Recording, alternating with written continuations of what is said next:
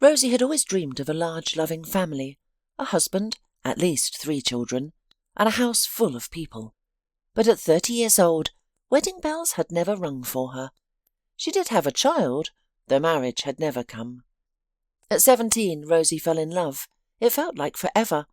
Colin was her classmate, the most handsome boy in school, and when he noticed plain, white-haired Rosie, she felt transformed from an ugly duckling into a beautiful swan. But that was only in her mind. In reality, she remained the same skinny, angular girl. Colin, as it turned out, had simply made a bet with his classmates that he could charm her. And he succeeded. Rosie believed him, and after the graduation party it happened. Then Colin told everyone about it. Rosie wanted to die, only her mother supported her, never condemning or judging. Yes, Harriet learned everything from neighbourhood gossip, but she didn't rush to scold her daughter or punish her. She simply came home, saw her crying daughter, hugged her and whispered, "Don't worry, you'll still find happiness." Colin soon left for the capital to study and stayed there, while Rosie enrolled in the local college. Everything seemed fine until she started feeling ill. Again, her mother was there. With maternal instinct, she understood, without doctors, and convinced her daughter to seek medical advice. 5 or 6 weeks pregnant, the doctor confirmed. Rosie cried again. Her mother was stunned at first, but quickly gathered herself and said, "I won't let you harm yourself. If you have this baby, I'll help you raise it." And so Harriet and Rosie welcomed a beautiful girl named Dana. Sweet and lovely, Rosie saw Colin in all her features. The girl had his brown eyes, his wavy dark blonde hair. The young woman wanted him to know about his daughter, but Colin had vanished without a trace. His parents, too, seemed to disappear from the city. 2 years later, Rosie returned to the college, where she'd only completed 1 year before. Harriet kept her promise to help with her granddaughter. Their all-female household had a warm, friendly atmosphere. Dana grew up surrounded by love and care, much like Rosie had, also without a father. Rosie began to believe in a family curse, a crown of celibacy, and it made her bitter. She thought she'd never be a wife, and Dana would never have a father. Harriet dismissed these thoughts with all her might. "Just because I've been alone doesn't mean the same will happen to you. You'll find your person," she'd say. But Rosie would just shake her head doubtfully. Who would want her now, with her daughter? Though Rosie loved her little girl more than life itself. Over time, thoughts of Colin faded. The feelings disappeared, leaving only resentment at his cruel behaviour. Rosie believed they'd meet again some day and he'd face consequences. Years passed. She graduated, found a prestigious job at a trading company, and earned well. Dana started school and Harriet worked at an accounting centre. Life moved forward. Gradually, imperceptibly, Rosie transformed from a grey mouse into a beautiful woman, yet she paid no attention to men. Burned in her youth, she viewed all men as treacherous and ignored their advances. Harriet scolded her for this. "Daughter, you're so young, you need to build your own family," her mother would say. "You and Dana are my family," Rosie would answer. "That's not enough," Mum would object. "You should marry. Dana needs a father, brothers and sisters." But Rosie refused to listen. Her dreams of a large family lay buried beneath past hurts. Then at 30, it seemed the crown of celibacy might finally lift. She met Gabriel by chance. Rosie was driving to a neighbouring city on business when her car broke down on the highway. The forest surrounded her, snow was swirling and darkness was falling. Rosie worried wolves might appear soon. Worse still, no cars stopped despite her emergency lights. What could she do? Her phone had no signal.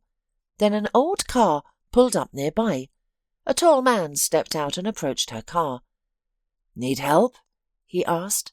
Rosie nodded firmly. For years she'd never needed a man's help, but now she welcomed it.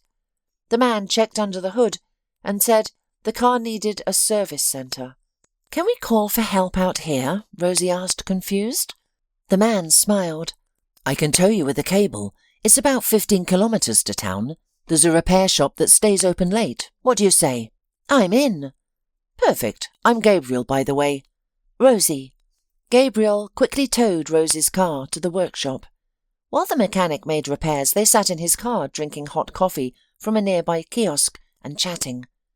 Gabriel proved quite friendly, explaining that he'd owned a window installation business in town, but it had failed due to competition. He was exploring new opportunities and staying optimistic. Something would work out. For some reason, Rosie liked this cheerful man and found herself smiling back. She mentioned being in town for work, recently promoted to department head, with business trips now part of her routine. "And your husband doesn't mind?" Gabriel asked with a smile. "No husband," Rosie replied simply. "I live with my daughter and mother." She was surprised at the ease with which she told a stranger about her life, but something about this man seemed trustworthy. The car was fixed quickly. Rosie said goodbye to her assistant and went to the hotel. Finally, Gabriel handed her his business card. "Maybe you'll find time to call me in your busy schedule," he said timidly. She responded with a smile and a nod. She was eager to continue communicating with Gabriel. For perhaps the first time in her life, she didn't view a man as some kind of traitor. The next day, work kept her busy and distracted, but in the evening at her hotel, Rosie decided to call him. As if waiting for her call, he answered on the first ring. Delighted to hear Rosie's voice, he invited her to dinner. Like a schoolgirl, she enthusiastically accepted. At the restaurant, they chatted like old friends, and when Gabriel walked Rosie back to her hotel, he asked hopefully if they could meet again. She agreed. True, she had to leave in the morning, but was that really a problem nowadays? They had phones, and distance hardly mattered. As she fell asleep, Rosie smiled. She believed she'd found happiness. Gabriel's current financial troubles didn't worry her. She could see he was serious and would sort everything out. But in the morning, as she left the hotel, a young blonde approached her. With a mocking look, she said, "So, you're the one trying to steal my husband?" "I'm sorry, I don't understand," Rosie said, confused. "You're confusing me with someone else." "Not at all," the blonde sneered. "I heard about you two cooing like lovebirds in the restaurant yesterday. Don't be surprised, our town is small. Everyone knows everyone. A waitress who knows you spotted my Gabriel. Let me warn you now. Stay away from my husband." "Husband?" Rosie echoed in shock. "Yes, Gabriel is my husband. Do you think a man like that would be single? We've been married for 3 years. What did he tell you? That's typical. It's in his nature. He flirts with anything in a skirt." The blonde twitched her shoulder nervously and continued, "Just forget about my husband. He's mine. Besides, he won't leave me. He's completely dependent on me. He plays at running his business, but I'm his source of money." "I understand," Rosie said quietly and walked to her car. God, how she wanted to cry. No, she wanted to howl. For the first time, she'd believed she'd met a genuine man, but he turned out to be just another Casanova, and married no less. He hadn't mentioned his marital status, but then again, she hadn't asked. She'd noticed no ring on his finger and assumed he was single. How stupid she'd been. Berating herself, she began her journey home. Gabriel called several times during the trip, but Rosie ignored his calls, determined never to speak with him again. They hadn't even kissed yet, and she was already imagining their happy future. She would simply erase these 2 days from her life. She blacklisted Gabriel's number. Yet he called again a few days later from a different phone. "Hello?" she heard his uncertain voice. "Rosie, what happened? You left so suddenly. We didn't even say goodbye. Why haven't you answered my calls?" "Don't call me again," she replied coldly. "Rosie, wait!" he shouted. "I think I understand. Did you meet my wife? Or rather, my ex-wife? Did she tell you we're still together and happy? Don't believe her. I left her 6 months ago, but she won't let go, refuses to divorce me. I've filed for divorce twice already. Nothing connects us anymore. We've been strangers for ages. No children, and she was unfaithful. She always expected me to be her puppet. She threatens me with her wealthy father. He's the one who basically ruined me. But I won't go back to her, Rosie. Why aren't you saying anything?" She remained silent. Part of her wanted to believe him, but Rosie realised she knew nothing about this man. Why did she need such complications? "Don't call me again," she said softly and ended the call. Then, alone in her bathroom, Rosie cried. She would never find happiness. But what was she really upset about? She had a wonderful daughter, her mother was healthy, she had a good job and a nice apartment. What more did she want? Love? Many women lived without it. She could too. Later Harriet noticed her daughter's gloomy mood and tried to have a heart-to-heart talk. But for the first time ever, Rosie didn't want to confide in her mother. Only Dana brought her comfort. She helped with homework, took walks with her daughter, and gradually found peace. She had someone to live for. Then one day she found little Dana in tears. After a long silence, the girl confessed that her schoolmates teased her for not having a father. "You have a father," Rosie replied, dismissing the cruel words. "But if I have one, where is he?" Dana asked through tears. "Why doesn't he give me birthday and New Year's presents? Why doesn't he live with us? Why doesn't he ever visit?" The questions were fair, but Rosie had no answers. She managed to comfort her daughter, but knew her explanations were weak. Having grown up fatherless herself, Rosie understood Dana's pain. At that moment, her own troubles seemed insignificant. Yes, Dana needed a father, but where could she find one? The curse of perpetual solitude. What could she do about it? Then on New Year's Eve, everything changed. While shopping for holiday groceries after work, she literally bumped into Colin, her first love, and Dana's father. He had aged, looking more solid and even more handsome than before. "Rosie, is it really you?" Colin explained joyfully. "You look beautiful, amazing." "Thank you," Rosie replied shyly. "You look good too." Colin smiled contentedly. "Shopping for groceries? Let me wait for you, I've only bought this." He held up a lonely loaf in a bag. "Maybe I could walk you home. We have so much to catch up on." And Rosie, who had spent years imagining how she would turn this scoundrel away, simply nodded. She suddenly realised that she was surprisingly happy to see the man who had once hurt her so cruelly, even though she thought she had forgiven him long ago. Rosie walked quickly through the store, putting groceries in her basket. She had forgotten half of what she needed, her thoughts consumed by the upcoming conversation with Colin. When she finished at the cash register, he waited patiently by the exit. Together they walked silently out of the store. "Shall we go to a cafe?" he asked. She nodded. At the cafe they sat in silence until Colin gathered the courage to ask, "Well, how are you?" "Fine," she shrugged. "You'd better ask how Dana is doing." "Who's Dana?" he asked, raising his eyebrows. "Your daughter." "I have a daughter?" Colin exclaimed. "Rosie, why didn't you tell me all these years?" "How could I? You vanished after bragging to everyone about us. You won your bet with your friends." "Oh, Rosie, forgive me, I was such a fool," Colin said bitterly, still processing the news. "A daughter! I never imagined.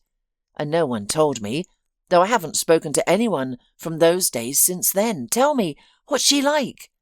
"She's a typical 12-year-old girl. Goes to school, takes dance classes, draws a little." "A creative kid. What does she look like? Do you have a picture?"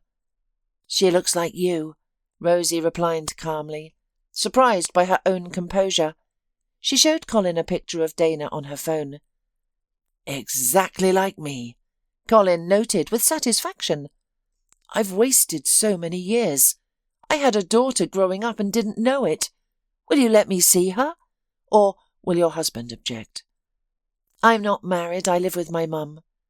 "With your mother? How is your mum? She must hate me." "Mum is fine, and we haven't talked about you in years." Rosie met his gaze steadily. He looked at her again, then touched her arm lightly. "Rosie, maybe we should try again." "Start over? Why?" "Because we have a daughter." "So what? You haven't been lonely all these years, have you?" Rosie smiled sadly, remembering her failed relationship with Gabriel. "I'm alone now. Yesterday, my life seemed to be falling apart, but now I realize fate is giving me a second chance," Colin admitted. "I can hardly believe this is happening." Colin shared his story. After graduating from high school, he had fled the city. Yes, he had won the bet and gossiped about Rosie. He claimed now that he had wanted a fresh start, too ashamed to look her in the eye. He went to university to study programming. His parents soon moved in with him after inheriting an apartment in the capital region from his grandmother. In his 5th year, Colin met his future wife, Meg, who was slightly older and ran her own business. They married after graduation, but their family life quickly crumbled under the weight of daily routine. Meg worked constantly, while Colin yearned for warmth and comfort, leading to frequent quarrels. Though he had a good job with a decent salary, he earned less than his wife, who often criticised him for it. Eventually, Meg found someone else and asked him to leave her apartment. "I simply bored her," Colin sighed, recalling his failed marriage. She had initiated the divorce. Colin moved to his parents in the region, and everything fell apart. His boss harassed him over nothing and cut his salary. Despite his talents, he couldn't find another programming job. That's when I decided to start fresh. I returned to my hometown. My old friends were gone, and I barely know anyone here, but I'm not giving up. Now I'm job hunting and hoping to find something soon," Colin concluded. As Rosie listened, she realised her resentment toward Colin had vanished. Instead, she felt something like pity for the man who had once broken her heart. Or was it love that had simply been dormant all these years? "I have to go." Rosie stood up. Colin jumped to his feet. "We'll meet again, won't we?" he asked hopefully. "I think so. Did you want to meet your daughter? I can arrange that." "Great, when?" Colin smiled. "I need to think about it." "What's there to think about?" he exclaimed. "Invite me over for New Year's Eve. I'm sure Dana and I will get along. But how will your mother feel about it?" "I can't answer that right away. I told you I need to think it over," Rosie replied thoughtfully. They left the cafe. As Rosie drove away, Colin stood on the sidewalk, watching her car disappear, absently tapping his fingers on a loaf of bread. A smile played on his face. He was genuinely happy to see her, and knowing about his daughter gave him new strength and confidence. When Rosie entered her apartment, she heard Dana crying. Harriet tried to comfort her, but the girl's tears only flowed harder. "What happened?" Rosie looked into her daughter's room in surprise. "Nothing," Dana sobbed, burying her face in her pillow and crying even harder. Unable to get any response from her daughter, Rosie sat down beside her, stroked her head, and looked pleadingly at her mother. Harriet sat with her lips pressed together. Soon Dana, having cried herself out, fell asleep, and the women left the nursery. "What happened?" Rosie whispered. "She had a fight with her friend," Harriet answered. "She said her father would give her a tablet for New Year's Eve, but Dana's father wouldn't give her anything because she doesn't have one. And she also called Dana a fatty. Can you imagine? That's what her parents say among themselves. I thought better of them." "And our Dana?" "She said nothing, just slapped her friend on the forehead and pushed her into a snowdrift. Her mother already called us at home. I gave her a piece of my mind too." "Adults shouldn't get involved in children's quarrels," Rosie replied admonishingly. "Daughter, you don't understand. They didn't just hurt Dana. They hurt you too," exclaimed Harriet. "Well, to hell with them. Let them mind their own business," Rosie replied quietly. "Besides, soon Dana will calm down. She'll have a daddy." "Rosie, you've finally found a worthy man?" her mother exclaimed, clutching her heart. "My God, I don't believe it." "I don't think you'll be so happy when you find out who it is." Rosie grinned and told about her chance meeting with Colin in the store. Harriet listened in silence, occasionally shaking her head thoughtfully. "Did you really forgive him?" she asked at last. "I thought I hadn't, but when I saw him I understood that I had forgotten all the bad things. Besides, he is Dana's father," Rosie replied, adding, "though even if he talks to his daughter it doesn't mean I'll fall into his arms." Harriet only smiled sadly, but didn't oppose Colin and Dana meeting. Let them talk. After all, meeting her father might help our granddaughter calm down, become more confident. "Should we bake geese instead of chicken for New Year's?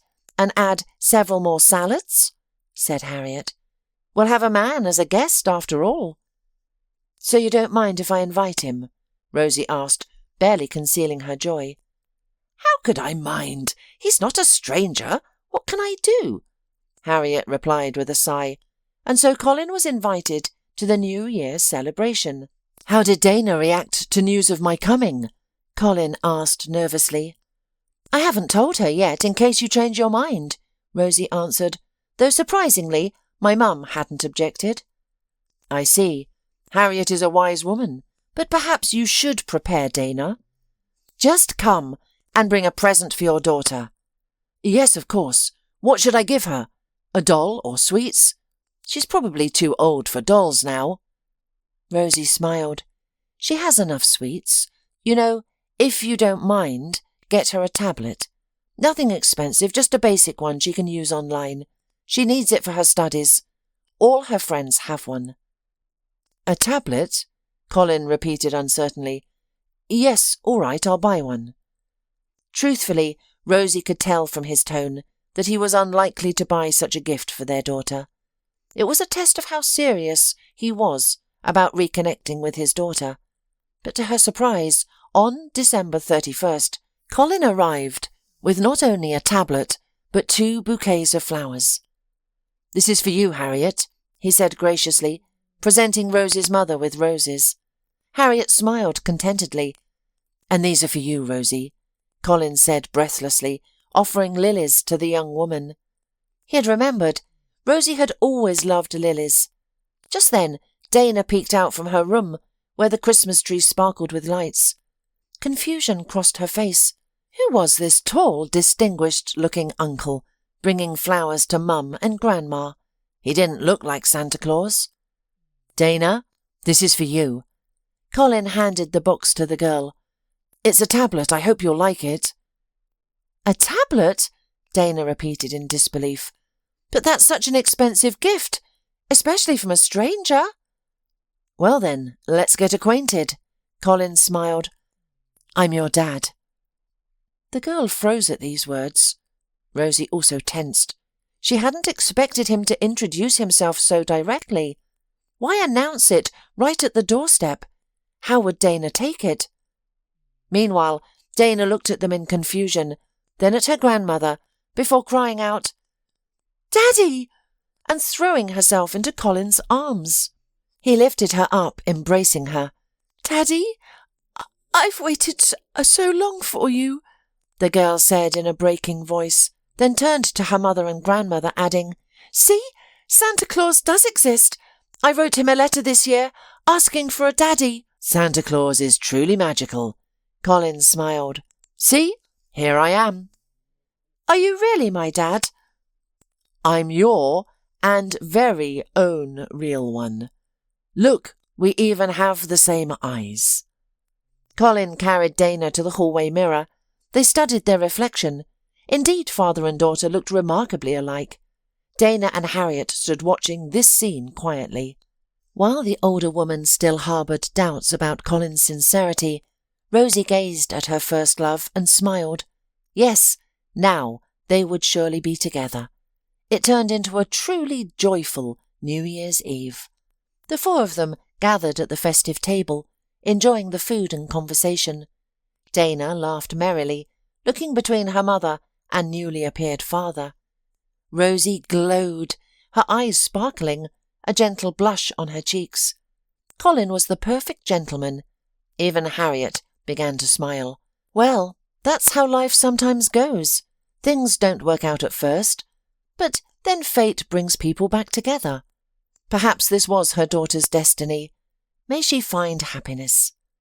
Throughout the New Year's holidays, Colin visited Rosie and their daughter, bringing small gifts. They went skating around the city, sledding, visited the cinema and theatre. It seemed as if those long years of separation had never existed. All past hurts were forgotten. They were together, and that was happiness. "Rosie, marry me," Colin whispered one evening as they walked through the city, his arms around her. Dana was staying with her grandmother, and the young couple had decided to take a walk alone. Streetlights illuminated the falling snow, huge fluffy flakes settling softly on tree branches, houses, benches. Rosie's eyelashes and coat. Hearing Colin's words, she froze. "Do you really want this?" she whispered. "Very much. I want Dana to be legally mine too," Colin said. "Darling, I've realised I need no one else in this life. I love you. I love our daughter." "I love you," whispered Rosie. On the first working day of the new year, Rosie and Colin went to the registry office to file their marriage application. They decided not to have a wedding, just a simple signing ceremony. Why bother with all the formalities? Mendelssohn's Wedding March never played in Rosie's life. A month later, everything at the registry office was mundane and businesslike. No guests attended. Colin's parents couldn't come. Harriet was slightly ill that day, and Dana was at school. But none of that mattered. Now Rosie was married, her days of being single behind her. Colin moved in with Rosie and quickly adapted to the new apartment, becoming a full-fledged master of the household. Having not yet found employment, he focused on organising their home. First, Colin suggested renovating the bathroom, which Rosie happily agreed to. The apartment had long needed a man's touch. Harriet quietly provided money for the bathroom renovation. She had saved some money. "Perhaps we should hire a construction crew," she asked her son-in-law. "My hands are perfectly capable," Colin smiled back. "Do you think a programmer doesn't know how to lay tiles and change faucets?"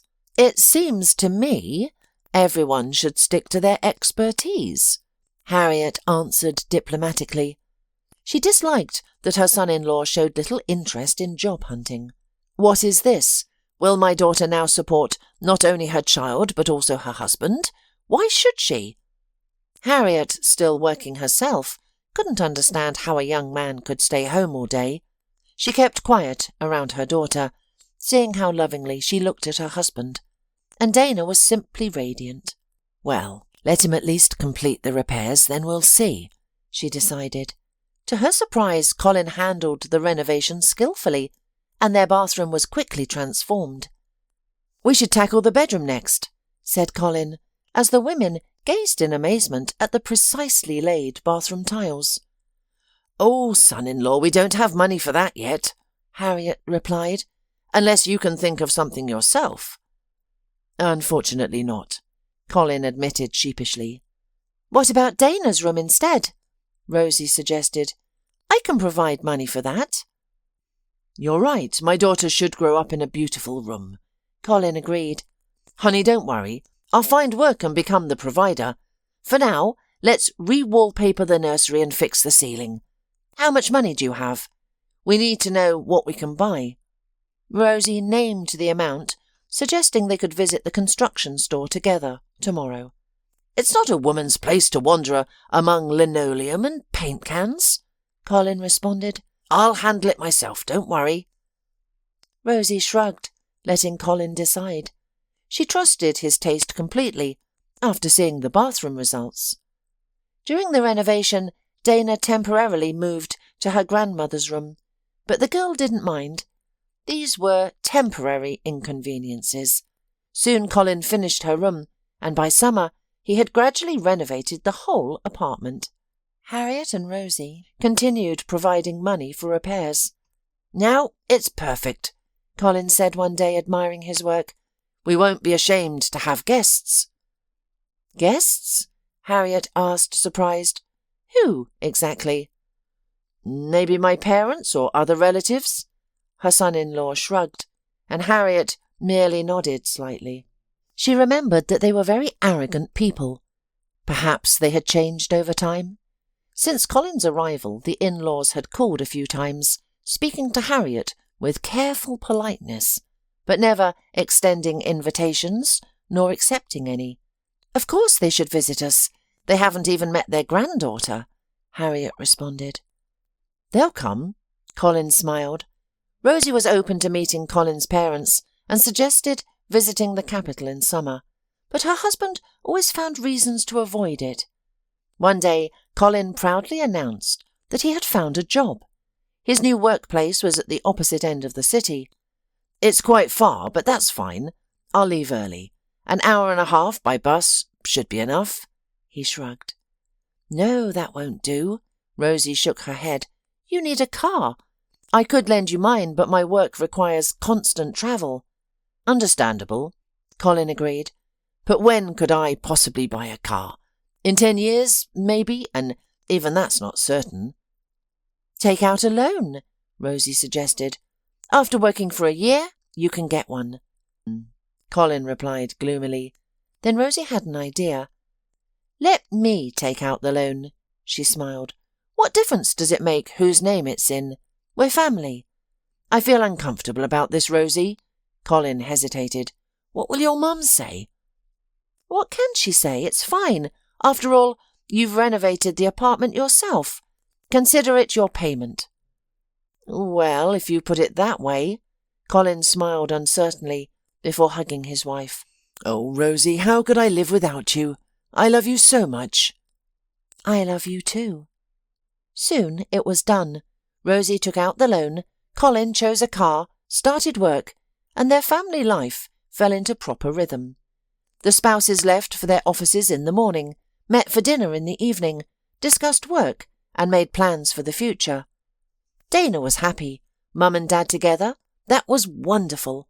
Only Harriet still regarded her son-in-law with scepticism. He had lived mostly at his wife's expense, and now she had bought him a car.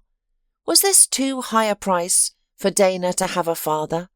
Still, she tried not to voice her opinions, avoiding any potential blame. Time passed. Colin's parents never visited. They seemed completely disinterested in their son's family, never sending anything for their granddaughter.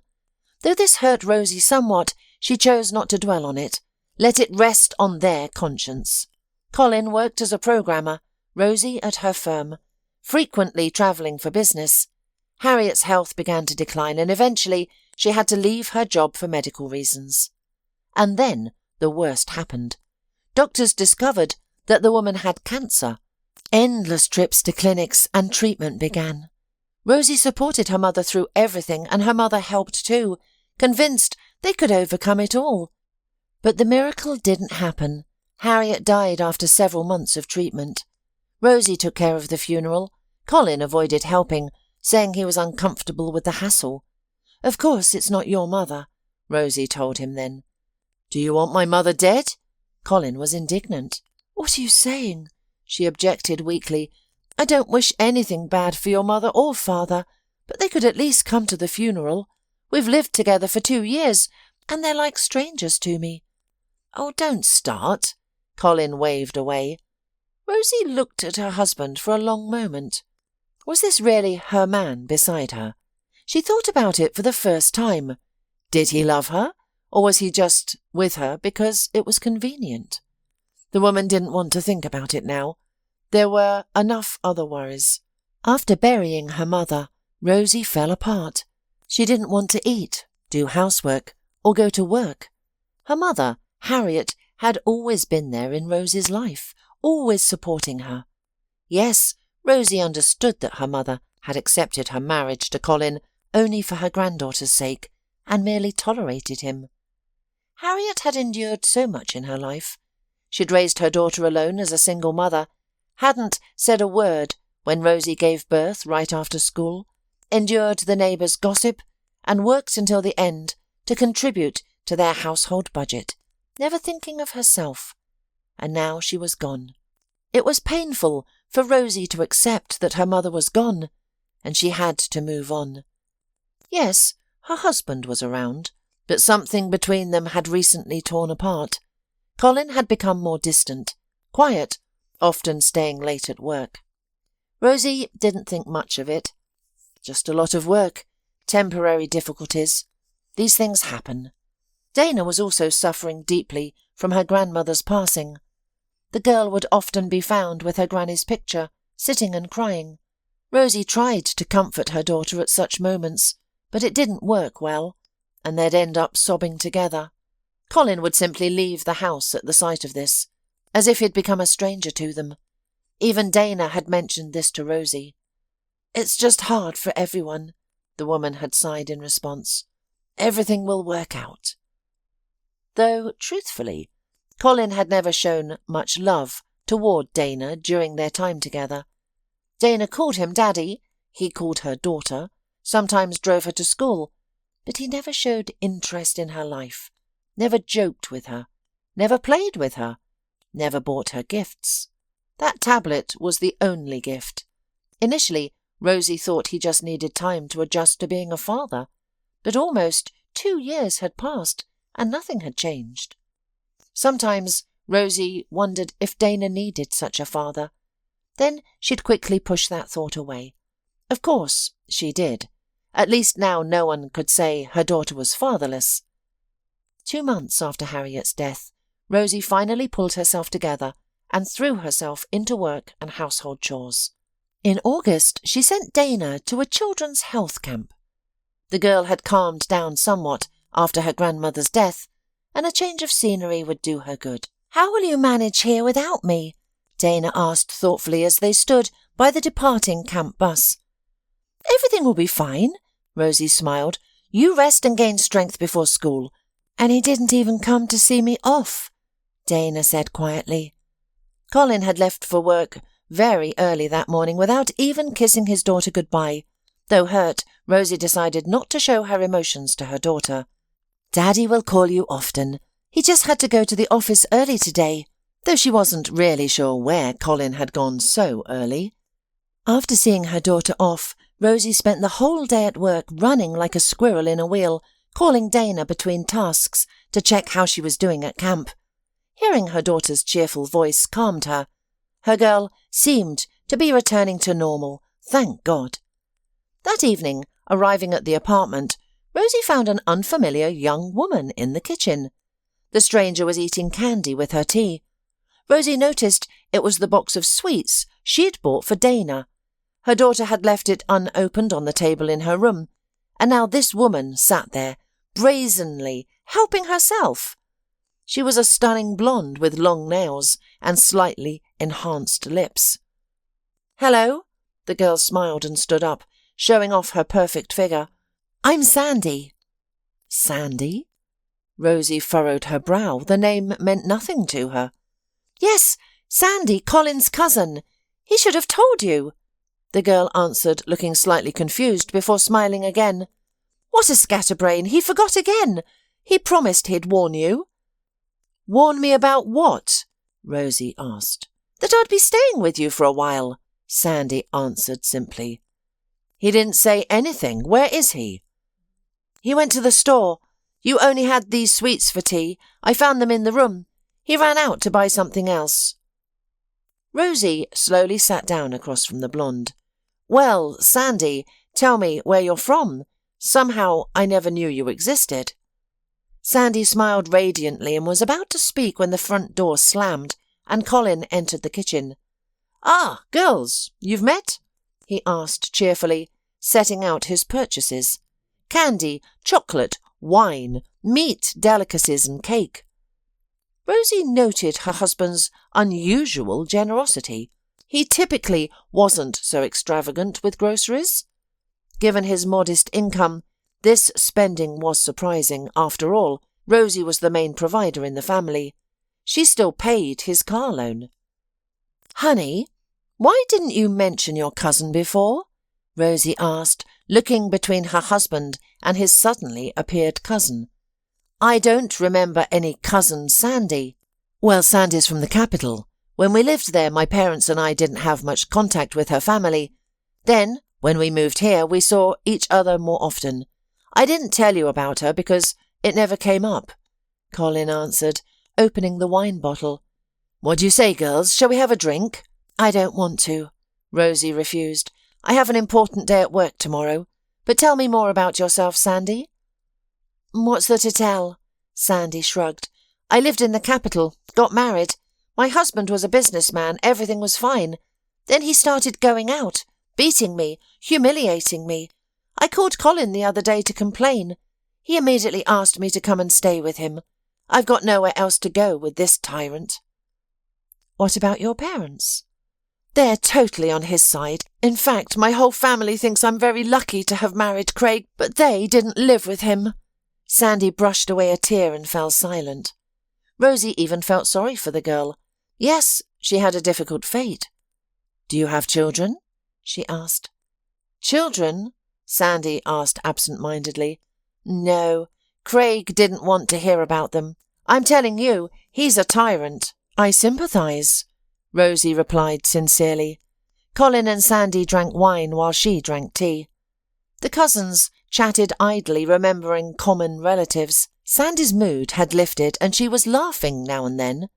For some reason, her laughter slightly irritated Rosie, but she decided not to pay attention to it. All people are different. "You could have warned me that your cousin was coming to visit," whispered Rosie to Colin when Sandy went to the restroom. "Well, I'm sorry it was spontaneous. Besides, you were lost in your thoughts, then busy with Dana. I decided not to burden you with our problems."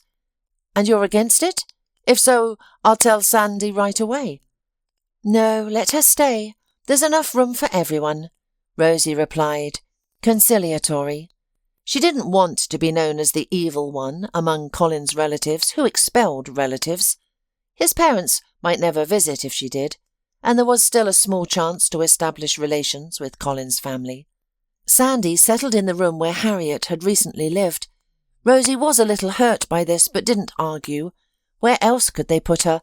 Not in Dana's room. "Sandy, how long are you staying with us?" Rosie asked while making up the sofa. "I don't know. A week or two. If Craig doesn't apologise, maybe longer."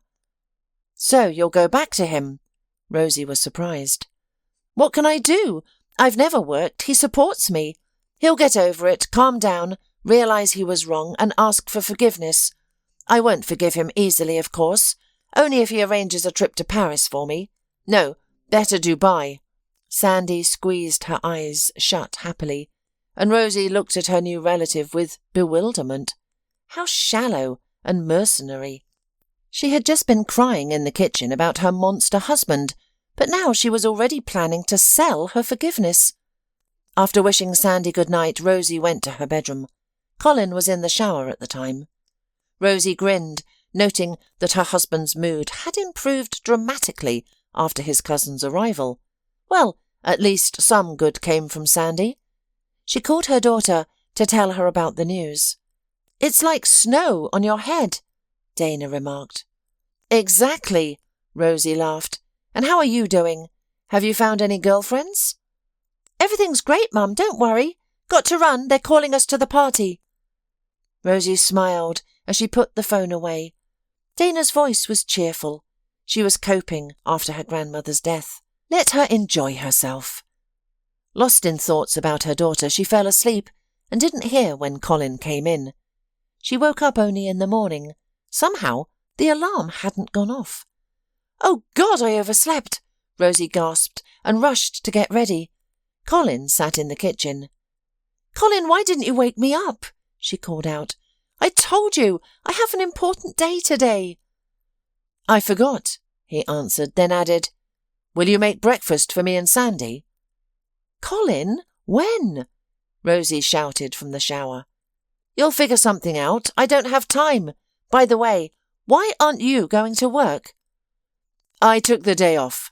Forgot to tell you yesterday. Oh, so you're spending the day with Sandy? Rosie rushed from the bathroom just as a sleepy Sandy drifted out of the living room. What's all the yelling about? She asked, yawning. I overslept, Rosie smiled. I see. The relative replied indifferently and meandered to the kitchen. She and Colin were discussing breakfast plans, but Rosie didn't stay to listen. 10 minutes later she rushed out without even kissing her husband goodbye. He wouldn't take offence. Rosie's day was scheduled down to the minute. Customers, contracts, new suppliers. She had to drive to the suburbs to coordinate work details. Rosie finished at 9 and, coming home, found that Colin and Sandy were not home, and the apartment was a mess. Unmade beds, a sink full of dirty dishes, and her favourite towel lying on the bathroom floor. Rosie's shoulder twitched nervously as she called her husband, but he didn't answer. Perhaps that was for the best. She might have said things she'd regret. After calming down, she started cleaning. Just as the washing machine finished, the dishes were sparkling, and she was mopping the hallway floor. Colin and Sandy arrived, looking happy and satisfied. Oh, Rosie, Colin smiled. Getting things done here? Sandy and I took a walk around the city. I gave her a tour of my childhood haunts. Sandy giggled, and Rosie could tell she was drunk. What's with the state of the house? Rosie asked while wringing out the mop. Why is the towel on the floor? And why didn't you wash your dishes? I can't wash dishes, Sandy slurred.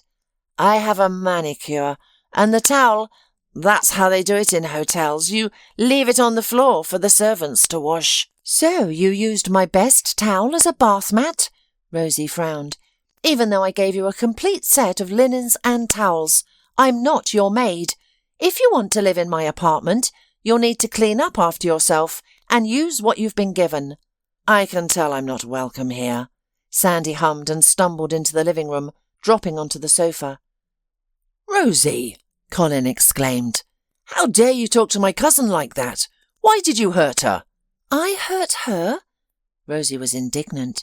You've both been living here like pigs and I'm to blame. This is my apartment, and you have to live by my rules. Oh, so that's how you talk, Colin shouted. Have you forgotten that I made your apartment look decent? We used to live here like bums. Don't you dare say that, Rosie retorted. Yes, you did the repairs, but with our money. Fine, go ahead. Now you're going to lecture me about money.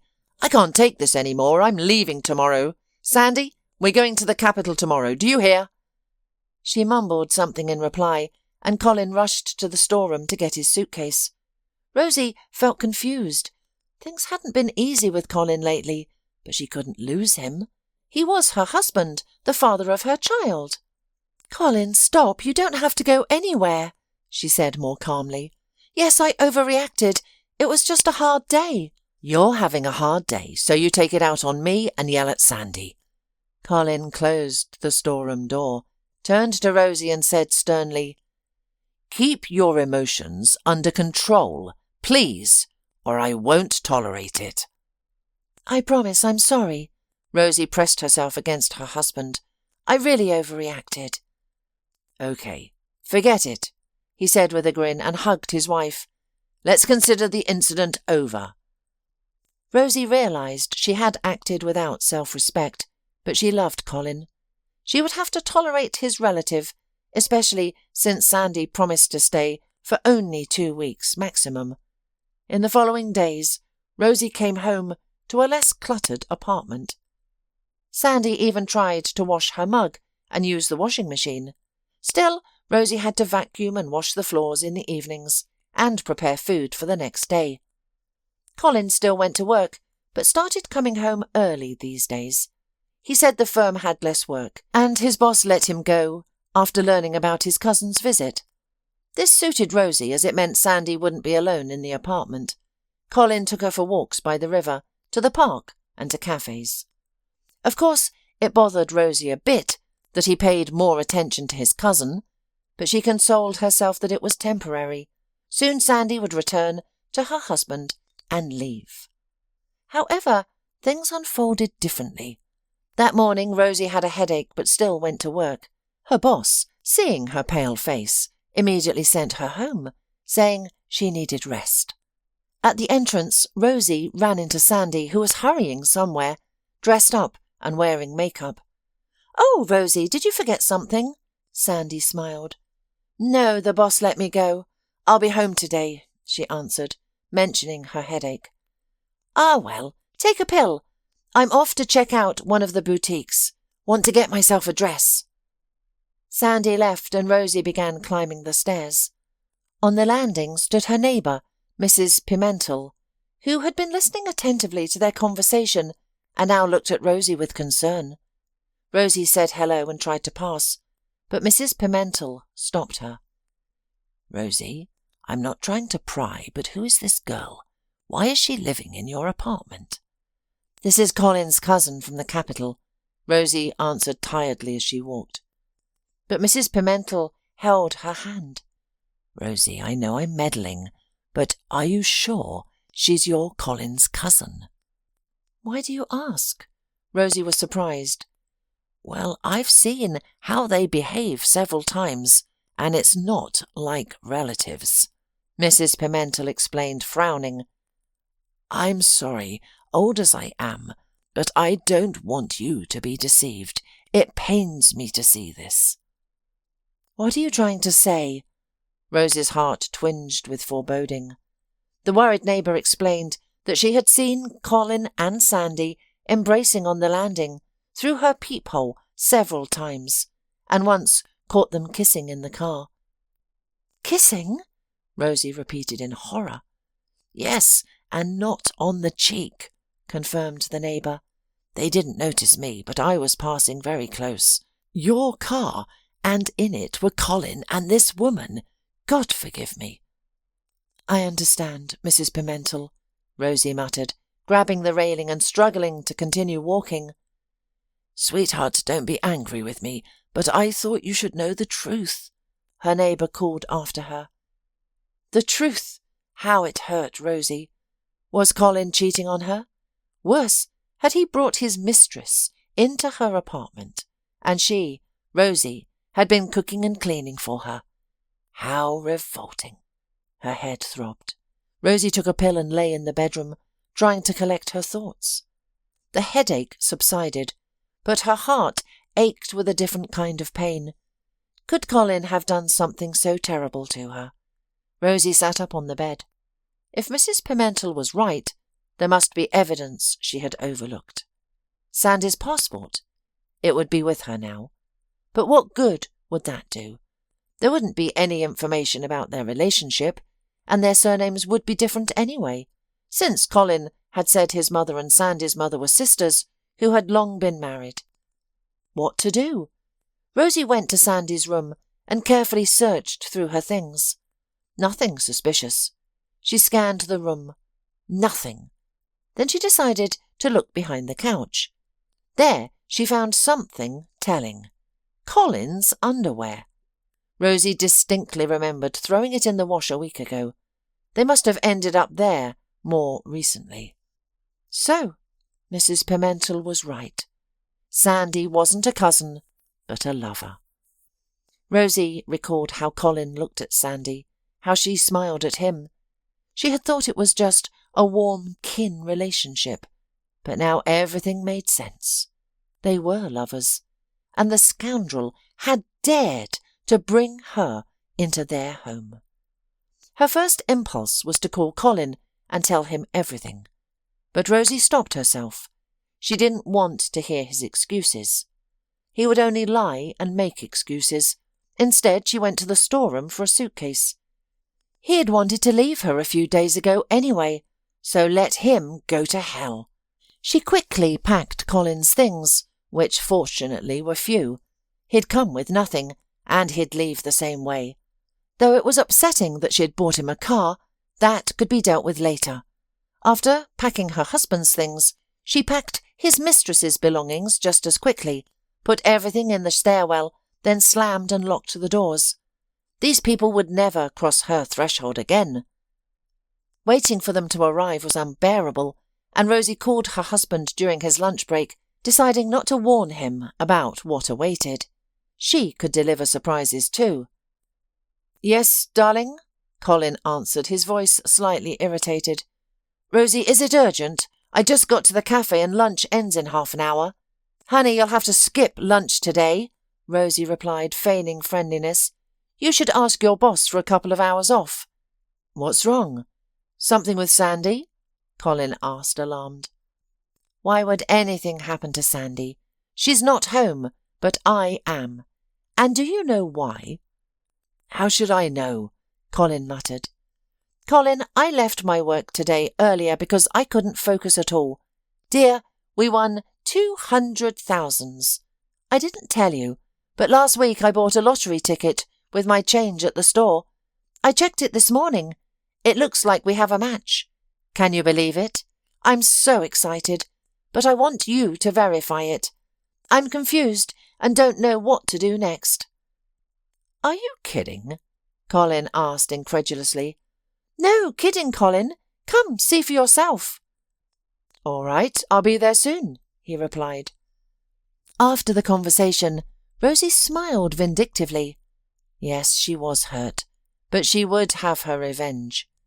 The lottery ticket was fiction, but her plan was sound. Colin would take the bait for money. Not even 30 minutes later, his car pulled up outside.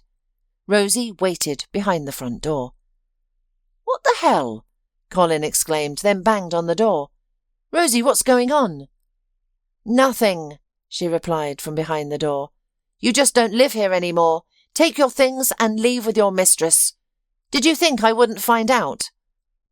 "Mistress? Rosie, what are you talking about? Are you crazy?" Colin shouted. "I love only you." "And Sandy is just your cousin," Rosie sneered. "I know everything." Colin fell silent for a moment before erupting in profanity. His outburst revealed everything. He had met Sandy during his first marriage. His wife had discovered the affair. He had been the cheater, not her, and thrown him out. His parents had sided with his wife, especially since she was expecting their grandchild. Meanwhile, their son had gotten involved with Sandy, who had lied about having a wealthy husband when he was just a trucker. After Colin was rejected by both his wife and parents, Sandy returned to her husband. Why keep a failed lover? Colin tried settling in his hometown, but couldn't make it work. Then he met Rosie. Everything seemed perfect. Rosie adored him, and they had a mutual daughter together. Only Harriet had watched him suspiciously. She must have sensed something. Indeed, Sandy soon resumed visiting him. He'd make excuses to leave work, meet her at hotels, then return home to his wife, whom he found boring. At least she fulfilled his every whim, buying him a car, expensive clothes, preparing delicious meals. What more could he want? Then came a gift, Harriet's death. Colin had always feared her for some reason. When Sandy's husband discovered her affairs, he divorced her and threw her out. With nowhere to go, she called Colin, who suggested moving to his city. Since renting was expensive, the lovers met right under his wife's nose. Why not? They thought Rosie was too stupid, always working, to figure it out. They'd planned to claim Sandy's husband wouldn't take her back, hoping Rosie would pity her and help with rent. "You moral freak," Rosie spat when she realised whom she'd be living with. "I'm filing for divorce tomorrow." "Go ahead," Colin shrieked. "But I'll sue for the apartment. I have rights to it. I renovated it." "With my mother's money," Rosie laughed. "You won't get anything." "We'll see about that," Colin sneered. "And don't think about the car. It's registered to me." Rosie knew this, regretting putting the car in his name. "You didn't say anything about your daughter," she reminded him. "What do I need her for? You had her without asking me. Raise her yourself." Sandy's exclamations were heard outside the door, Apparently she had returned. She only sighed, gathered her things and went downstairs. Colin remained quiet as he picked up his suitcases and followed. Rosie stood outside the door. Surprisingly, she didn't feel like crying at all. Instead, she felt an immense relief, like after taking a shower, following exhausting work. That evening, the entire building buzzed with talk of how Rosie had thrown out her husband. Ignoring the gossip, she watched the locksmith change her front door locks. Colin would never cross her threshold again. Rosie worried most about how Dana would take the news that her father no longer lived with them, but surprisingly the girl reacted calmly. To be honest, he was always like a stranger to me. At first I was happy, but then I realised he didn't need me. He never asked about my life. He looked at me as if I didn't exist, she replied thoughtfully to Rosie when she returned from camp. Mum, it's good you broke up. I don't think he ever loved you. Don't be upset, you'll find your happiness. Don't worry about me. I won't cry any more if someone says I don't have a father, especially since I do have one. What a wise girl you are. Rosie sighed and hugged her daughter. The divorce from Colin followed. In court, he claimed part of the apartment, arguing he had invested significantly in it. However, Rosie easily proved that she had covered all material costs. Colin received nothing but the divorce decree. Rosie didn't even pursue alimony. Knowing what a headache it would be, she decided to raise her daughter alone. The car situation required lawyers.